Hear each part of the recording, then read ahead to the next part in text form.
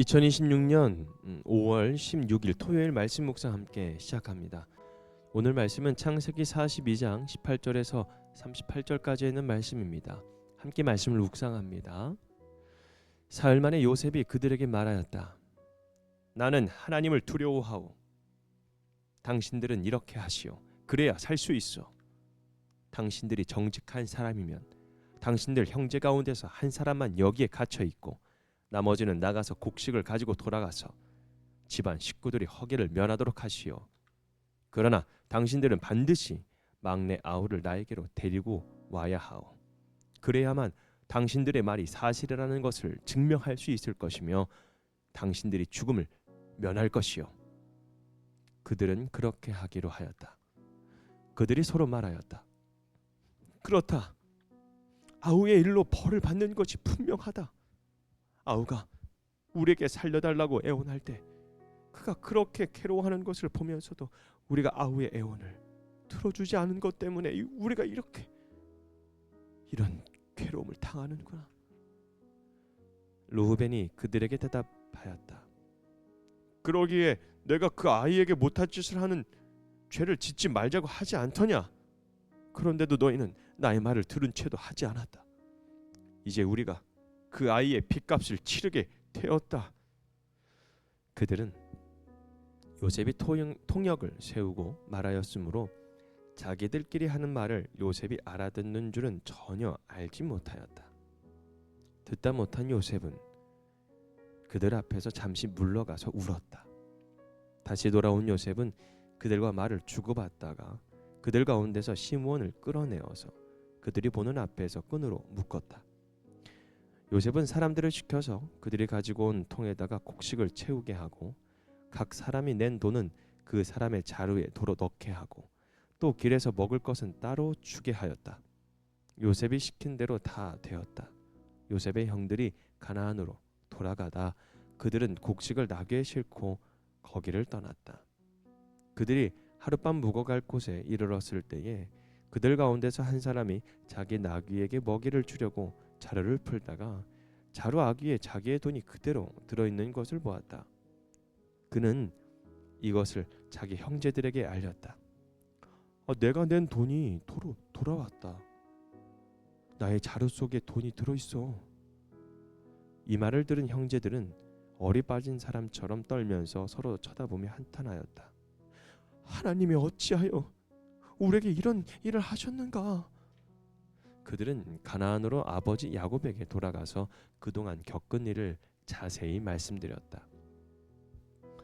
그 나라의 높은 분이 우리를 보더니 엄하게 꾸짖고 우리를 그 나라를 엿보러 간 첩자로 여기는 것입니다. 그래서 우리는 그에게 우리는 정직한 사람입니다.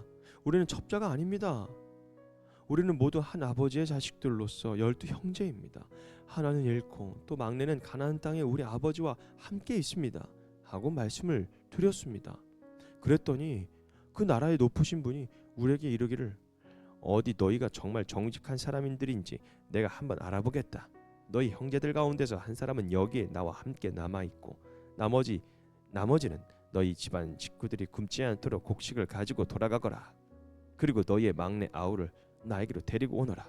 그래야만 너희가 첩자가 아니고 정직한 사람이라는 것을 내가 알 수 있겠다. 그런 다음에야 내가 여기 잡아둔 너희 형제를 풀어주고 너희가 이 나라에 드나들면서 장사를 할 수 있게 하겠다 하였습니다. 그들은 자루를 비우다가 각 사람의 자루에 각자가 치른 그 돈꾸러미가 그대로 들어있는 것을 보았다. 그들과 그들의 아버지는 그 돈꾸러미를 보고서 모두들 겁이 났다. 아버지 야곱이 아들들에게 말하였다. 너희가 나의 아이들을 다 빼앗아 가는구나. 요셉을 잃었고 시므온도 잃었다. 그런데 이제 너희는 베냐민마저 빼앗아 가겠다는 거냐?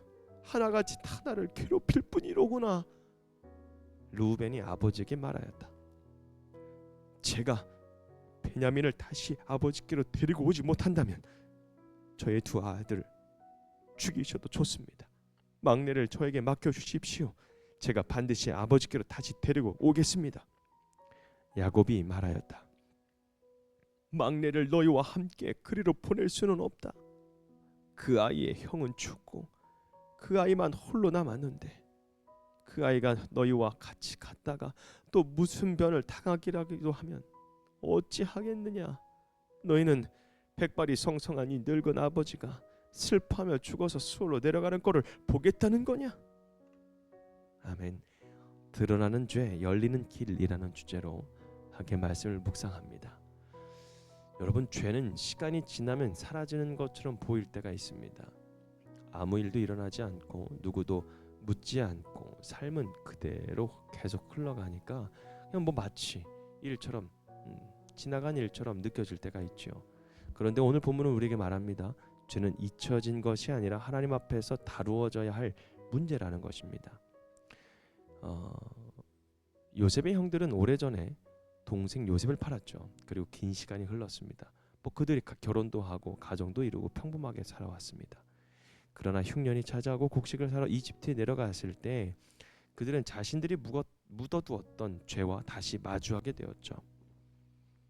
여러분, 하나님은 왜 오래된 죄를 다시 드러나게 하실까?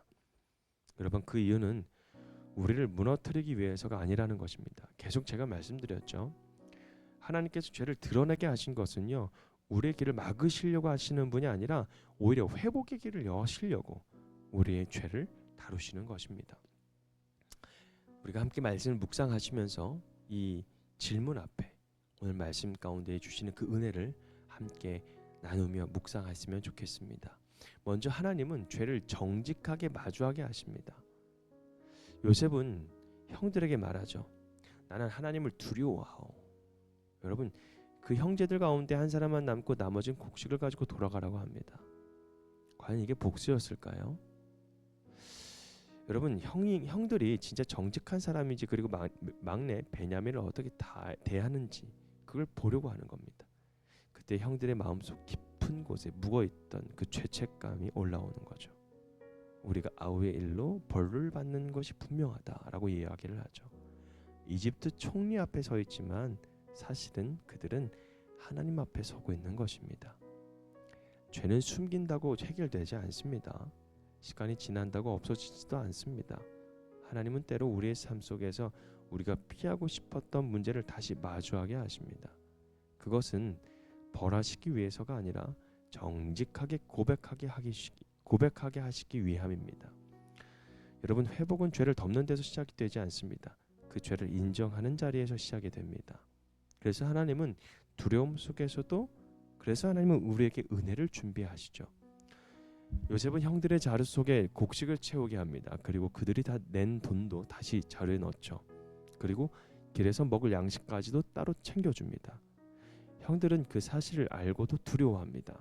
하나님이 어찌하여 우리에게 이런 일을 하셨는가라고 고백하죠. 그들은 은혜를 보고도 두려워합니다. 왜냐하면 죄책감이 마음을 붙잡고 있었기 때문에 그렇습니다. 여러분, 죄책감이 사로잡힌 사람은요, 은혜도 두렵게 느껴집니다. 하나님이 주시는 선물도 혹시 나를 심판하려고 하는 증거는 아닐까 불안해합니다. 그러나 요셉의 행동에서는 은혜가 담겨 있었습니다. 형들을 살리기 위한 양식이 있었고 그 길을 버틸 수 있는 배려가 있었습니다. 하나님도 우리를 그렇게 다루시죠. 그런데 우리는 그 죄를 드러낼 때, 그리고 책망 속에 우리가 그 두려워할 때, 하나님은 그 길을 통해서 살 길을 열어주시고 회복할 양식도 함께 주시는 분이라는 사실을 오늘 말씀을 통해서 우리가 깨달아야 합니다. 그리고 하나님은 그 죄의 자리에서 회복의 길을 여십니다. 형들은 가나안으로 돌아가 아버지 야곱을 만나게 되죠. 모든 일들을 말합니다. 하지만 야곱은 베냐민을 보내지 않겠다고 얘기를 합니다. 요셉을 잃었고 시므온도 잃었다라고 이야기를 하죠. 이제 베냐민까지도 잃을 수 없다라는 것입니다. 야곱의 말에는 깊은 상처와 두려움이 담겨 있습니다. 여러분, 이 가족은 완전히 회복되지 않았어요. 형들의 죄도 남아 있었고 아버지의 두려움도 있었습니다. 그러나 하나님은 이미 그 길을 열어 주셨습니다.